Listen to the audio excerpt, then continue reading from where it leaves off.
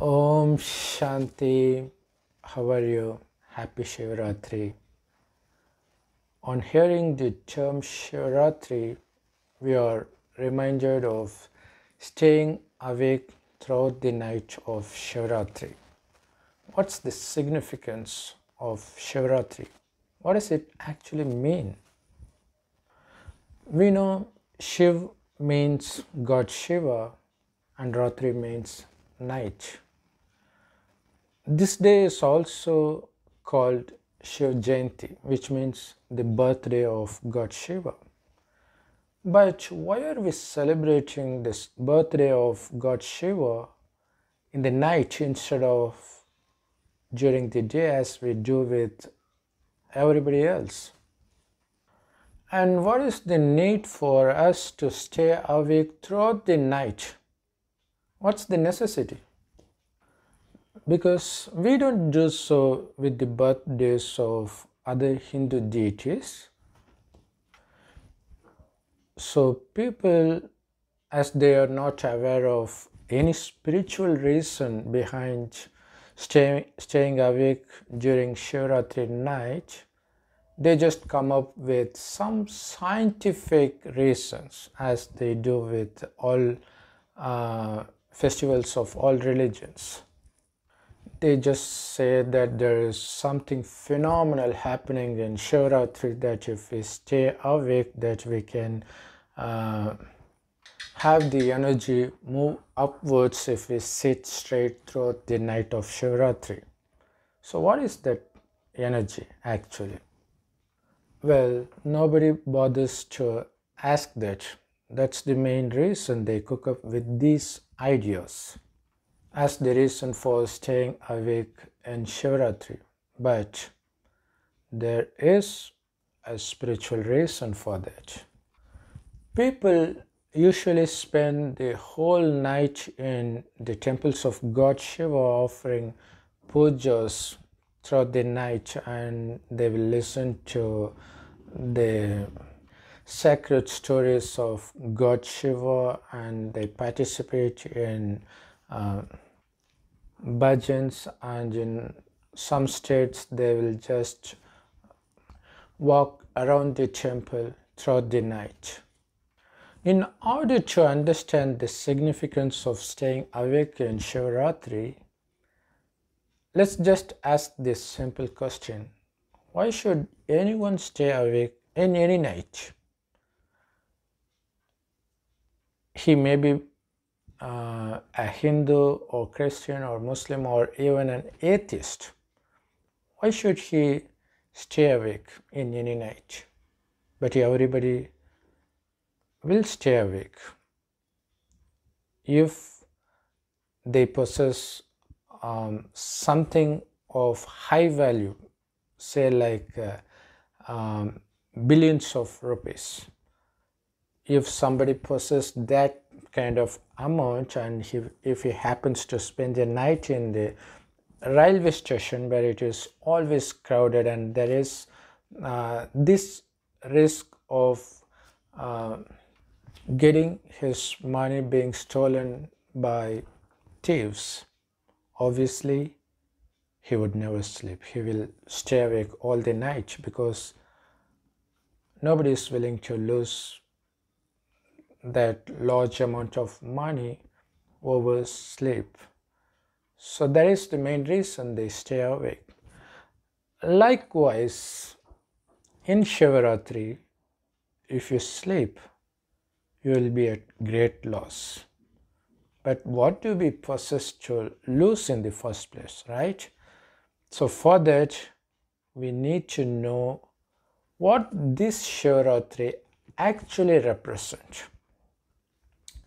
So Shivratri actually represents a subtle era or yug called Sangam Yug, which represents the last 100 years of Kali Yuga in this 5,000-year time cycle. This world was heaven for the first 2,500 years, and it is hell in the last 2,500 years. So God comes in the end, he takes an old man's body because he doesn't take birth like us, and he uses the mouth of that old man, and he starts giving this knowledge called Murli, and he names that old man as Brahma. God says, I created you in the beginning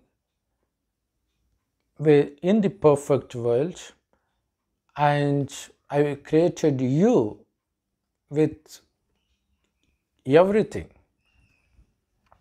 with 100% happiness, 100% healthy, 100% wealthy. You possessed everything, and you were very happy because you were filled with divine qualities. Not only you, and every living organism around you, they all possess divine qualities, which is why in all religious scriptures it is mentioned that cow and lion used to take water from the same pond at the same time in heaven, because the God created this world as heaven in the beginning. The reason for that is we were soul conscious while we were in heaven, which means that we didn't consider ourselves to be this perishable body. Instead, we considered ourselves to be this imperishable soul that shines like a tiny star in between the eyebrows, which is why Hindus have this habit of wearing religious symbols in between the eyebrows. The residents of heaven were called deities, and it is us who were deities in heaven. After taking several rebirths, we have become what we are now, an ordinary human that have become slaves for these five vices: lust, anger, greed, attachment, and ego. But while we were in heaven, we were so pure that we do not have any knowledge about these vices. How's that possible? Because we were soul conscious, and we would consider ourselves to be the soul that sees through the eyes, that speaks through the mouth, and also we consider everyone we come in contact with to be the souls. So we don't get attracted to the external appearance. So though we were surrounded by everything that gives happiness in heaven, we don't fall for it. We don't get emotionally attached to them. We considered ourselves to be independent of everything around us, which is the reason we were always blissful. And there is also the reason we didn't fall for these five vices: lust, anger, greed, attachment, and ego. Because for us to become slaves of these vices, we need to become body conscious. That happens only in the last 2500 years, where we lost soul conscious and we become body conscious. That is when we started developing addiction to these vices and sensory pleasures. So out of our addiction, we started committing sin after sin, because of which we are facing several sorts of punishments in the form of diseases, treachery, natural calamities, and so on. So God comes in the end to rescue us from this sinful world, sorrowful world, and that is why he comes and takes an old man's body to give this divine knowledge called Murli, which is available absolutely free of cost in all Raj Yoga meditation centers, and also you can find those Murli in several websites in the internet. So I'll be giving the links of some in the description. Please make use of it, because that's the only knowledge given directly by God that makes the Kali Yuga sin-filled humans into sinless deities of Satyug, which is heaven. Yes, after the destruction of this hell, Kali Yuga, the world gets converted into heaven. God comes in the end just to wake us up from the body consciousness, because in a way body consciousness is a form of sleep where we forget ourselves, because what happens in any kind of sleep is we forget ourselves, right? So we happen to have some weird dreams that happens as a result of our past memories. Likewise, while we were in heaven, we were absolutely conscious of the fact that we were deities. So we were so pure, we were filled with the divine qualities. But after reaching hell in the last 2500 years, we forget who we are, which means we forget that we are originally souls. So it's like asleep. We fall asleep, which means we become unconscious of who we are. Not only that, while we were soul conscious, we were experiencing this eternal bliss all the time. But by losing soul consciousness, that we no longer be able to experience that eternal blissfulness. So we started reaching out to the external environment in search of happiness, or you can call it temporary happiness, because whatever we get from the outside world, that's going to be temporary, and we'll be experiencing that through our senses, which is why it is also called sensual pleasures. What happens now is the more you indulge in sensual pleasures, your soul is going to lose its power more and more. As a result, we will no longer be able to think and decide correctly. So that's the nature of sensual pleasures. So by becoming more and more addicted to these sensual pleasures, we start making more and more wrong decisions, and thereby causing pain both to ourselves and to others, therefore resulting in committing more and more sins. So God comes in the end and he wakes us up out of this body conscious state, because it's a state of unconsciousness actually, because we are no longer conscious that we are souls. So that is the reason we fall victim to these five vices. So God gives us this knowledge called Murli through Brahma's mouth, that old man's mouth. So the essence of that knowledge is that we need to consider ourselves to be the souls that is distinct from this body. And we need to remember God also as a point of light that shines like a tiny star in the golden red colored light world called Parandam, or soul world, or Parlok. That's where God resides all the time. And before we take birth in earth, even we used to reside as souls there without bodies. So it is from this soul world the soul enters this earth to play its role for this 5,000-year time cycle, and in the end, after the destruction of this old world, all these souls will go back to its home from where it originally came from. So God reveals the secret of this time cycle called Kalpa.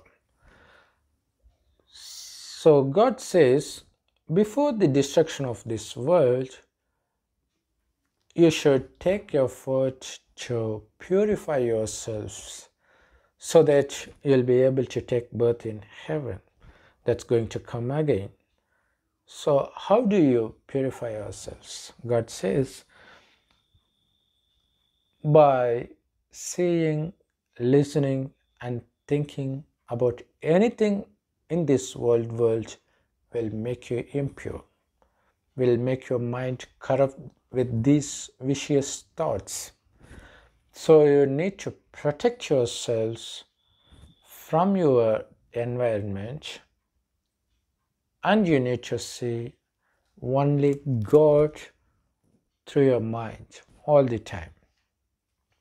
And you need to remember the God's knowledge all the time. And also you need to consider yourselves to be the souls all the time, so that you will always remember your next destination, that is heaven. So the souls, it enters several rebirths and end up in the old world without having to make any effort. It happens very naturally because the soul gets depleted of its power on its own. But in order to fill the soul with the maximum amount of power, it doesn't happen naturally or automatically. We need to put effort. What is the effort? We need to remember God. First, we need to consider ourselves to be the soul and then connect our mind to God as much as possible. That's the effort. It is as simple as it sounds. But the real effort lies in making this remembrance permanent. So that's going to demand much effort and much concentration from your side. So being able to stay awake or stay soul conscious all the time is called staying awake in Shivratri, because God gives this knowledge in the last 100 years before the destruction of the world, right? So this last 100 years is also called Sangam Yug, and not only Shivratri, almost all the functions of all religions represent the efforts that we make during Sangam Yug, that is the last 100 years, based on the directions of God Shiva himself. See, by staying awake in the night, we can protect ourselves from thieves, as I mentioned in the earlier example. If we get stranded in the crowded railway station in the night, obviously we need to stay awake to protect our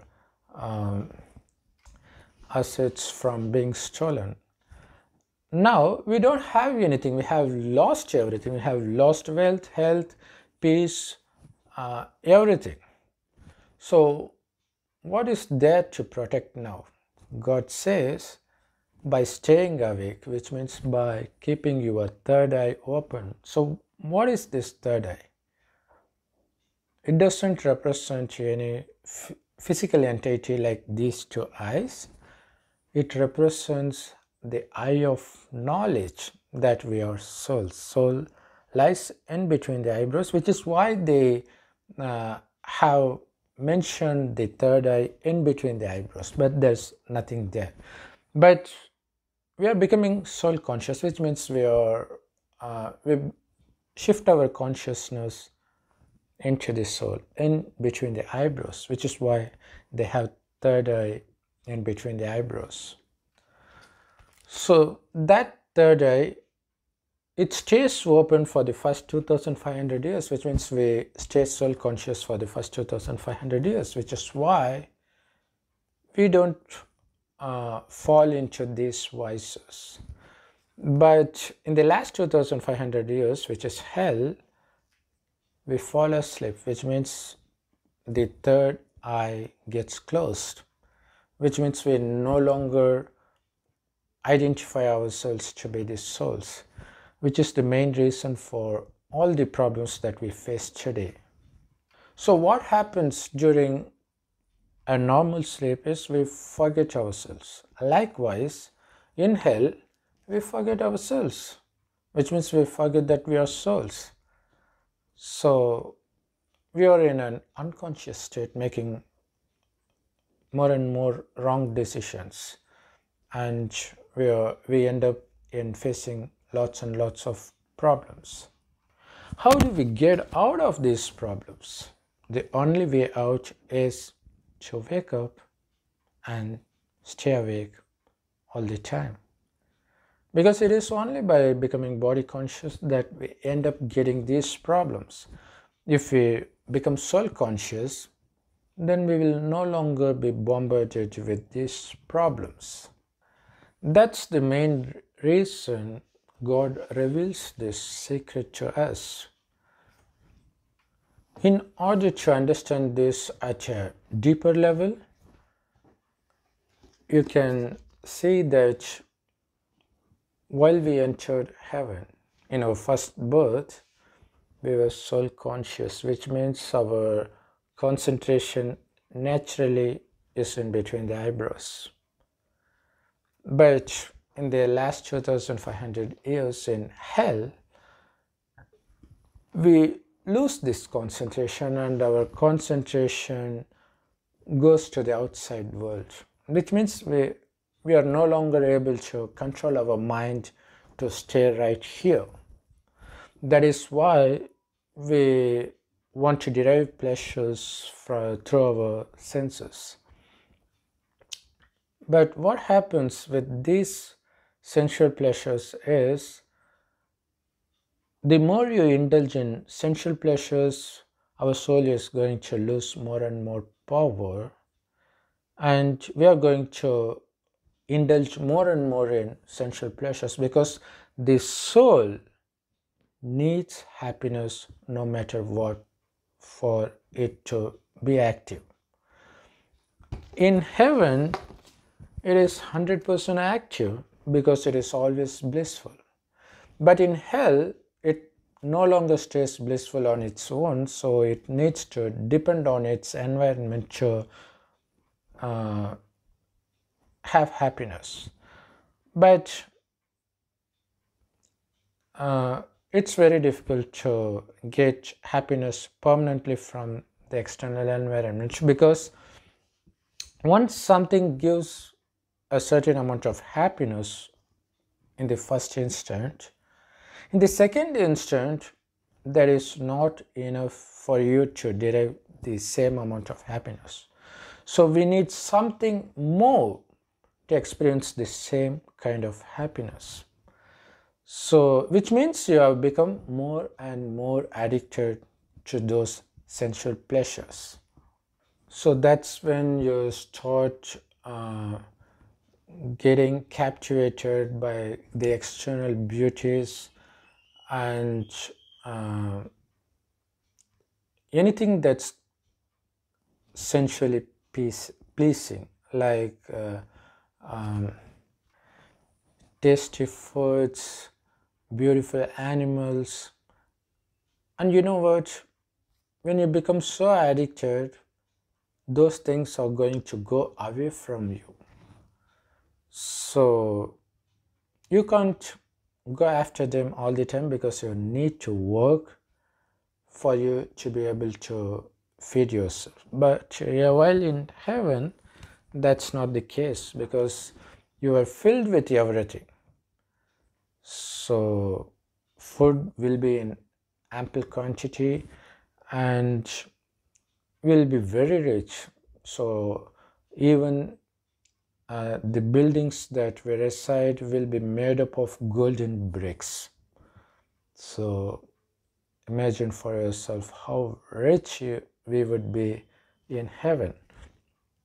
But in hell, after becoming addicted to these sensual pleasures and started committing sins, we end up losing everything and will be filled with vicious thoughts, selfish thoughts, so that in the end, we are even ready to kill each other in order to derive sensual pleasures. You know what? In the end, you end up getting addicted to lust, because lust is the number one sin that is mentioned directly in Srimad Bhagavad Gita and indirectly in all religious scriptures.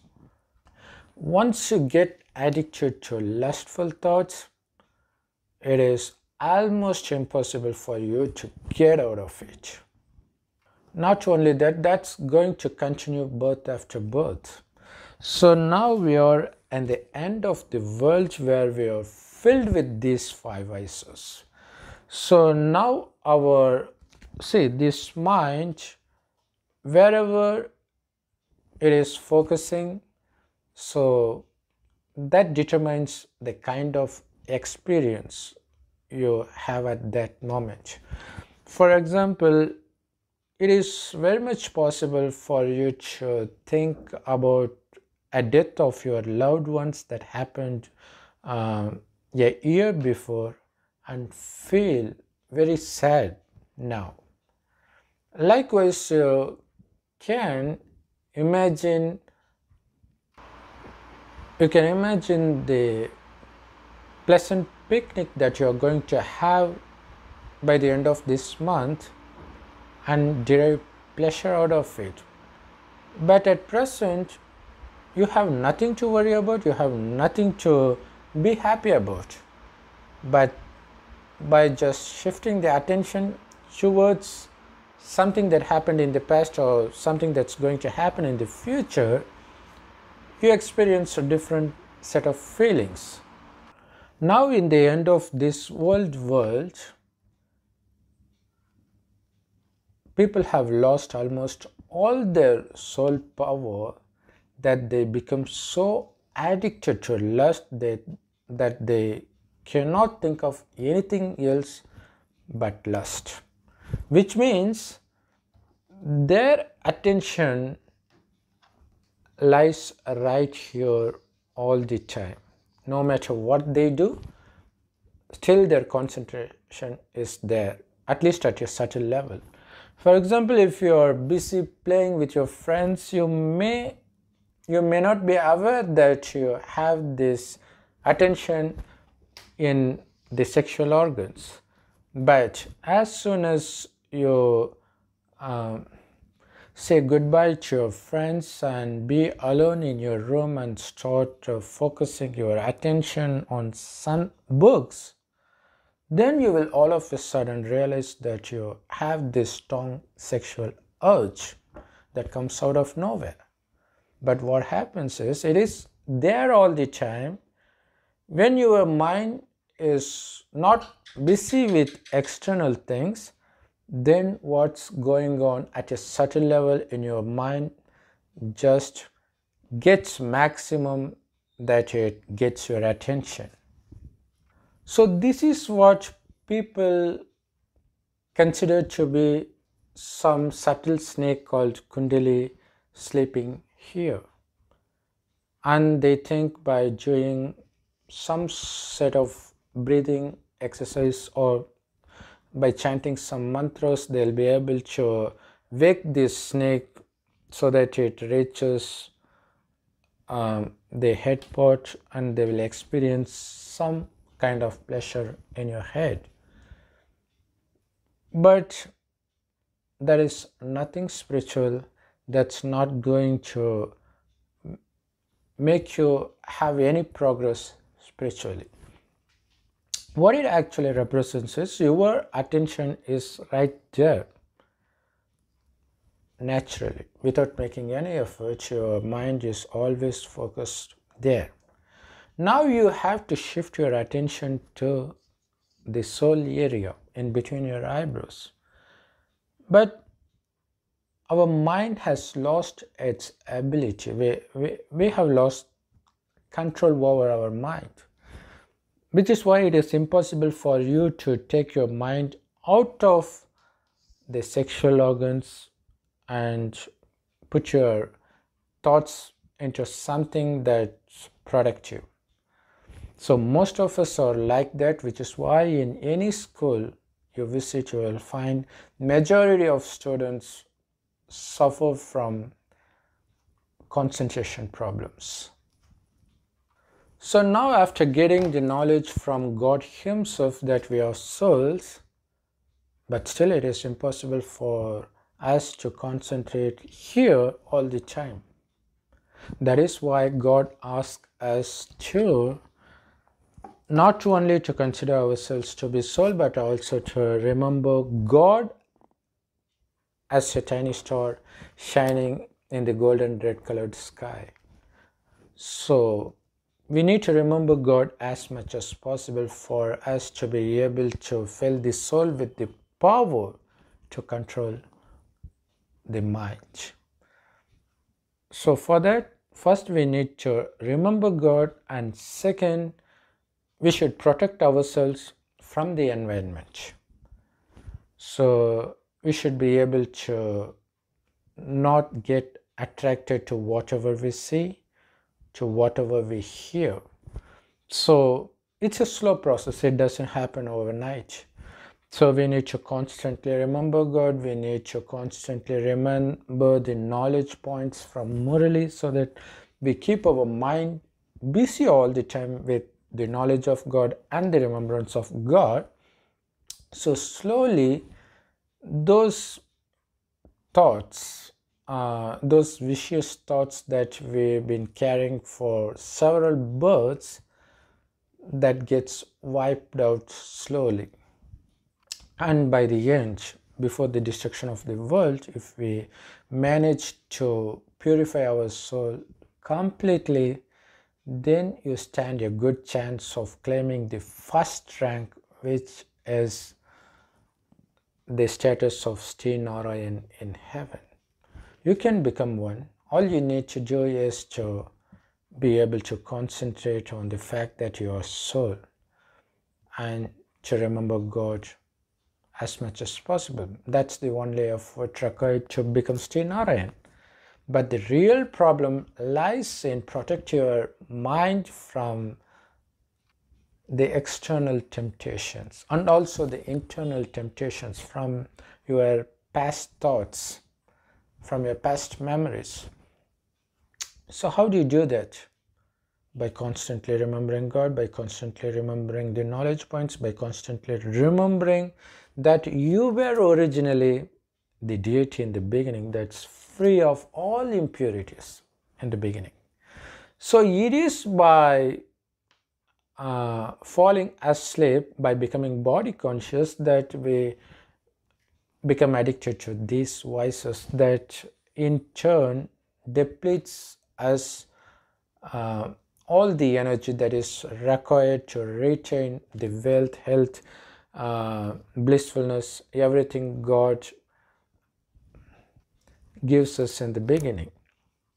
So now, by remembering God as much as possible, we are becoming as pure as God, so that everything we've been losing over the last 5,000 years will come to us just like that, which means you will be getting the same kingdom.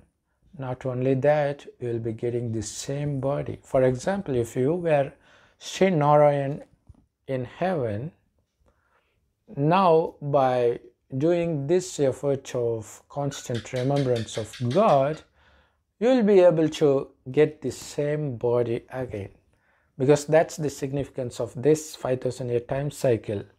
So for you to understand easily, let me put it this way.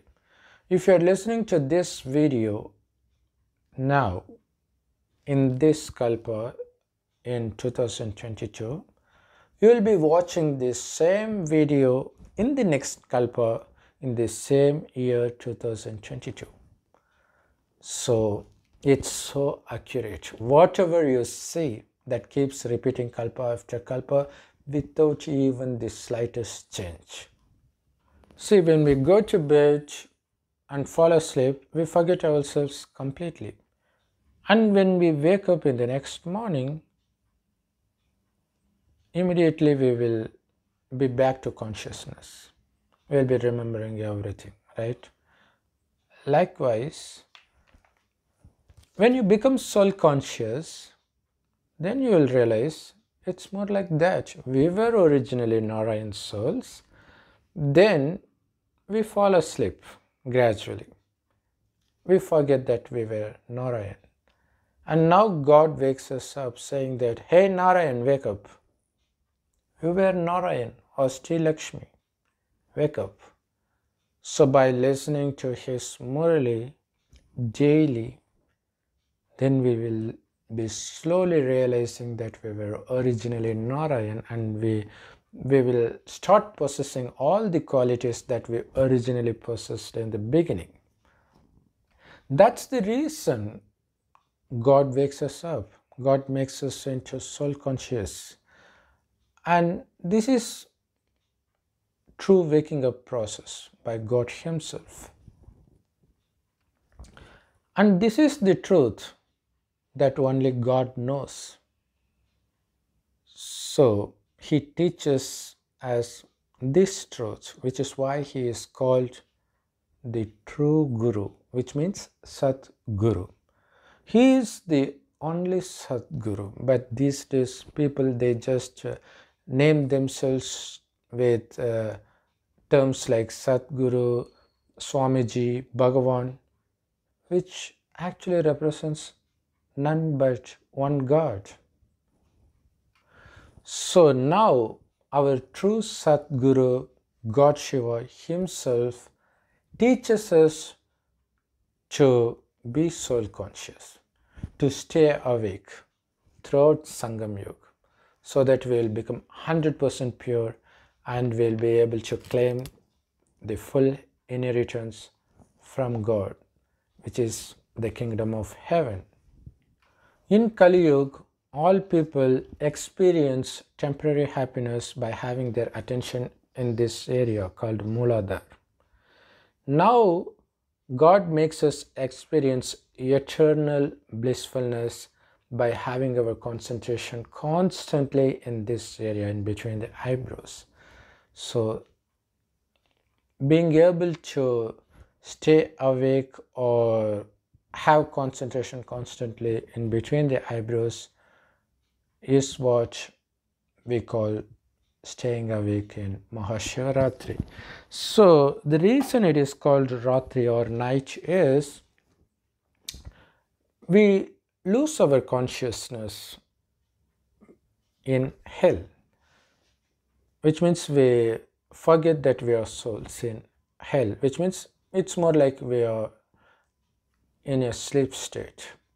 So God wakes us up, which means he brings us back to soul conscious state, so that we experience eternal blissfulness from within. So that's going to be permanent, and that's going to increase the soul power, that's going to give us back all the things that we've been losing for the past 5,000 years. In the path of devotion or bhakti marg, people just imitate what we are doing at a subtle level into a physical level by performing pujas and by staying awake for one night. So that is something anyone can do.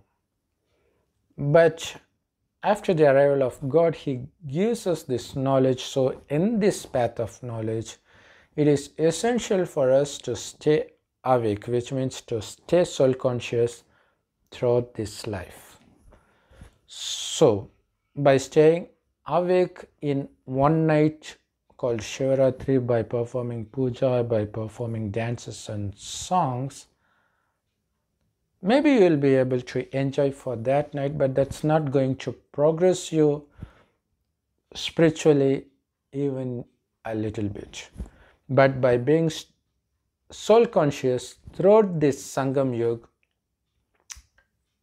you will be happy throughout, and your character will become divine, and you will be taking birth in the divine world, so where there is absolutely no traces of sorrow or pain of any sort. Everything you see there is going to give you happiness. Everything you listen there is going to give you happiness. It is the happiness filled world. So by celebrating true Shivratri throughout this last life, you will be able to enjoy heaven. So it's your choice if you're going to be comfortable with staying awake just for a single night and achieve nothing in the end, or to stay awake throughout this life and end up achieving everything through this kalpa. Om Shanti. Thanks for watching. If you are new to this channel, please subscribe to this channel and hit on that notification bell for you to get notified of all upcoming videos. And also please share this video with all your friends and relatives, no matter what religions they belong to, in order to wake them up from this unconscious state or body conscious state, so that they'll be able to enter heaven as well, because this is the greatest help you can do to your friends and relatives. And what do you think of this video? Please let me know your opinion in the comment section. And if you like this video, please hit on the thumbs up button, and thanks for watching. Happy Shivratri again.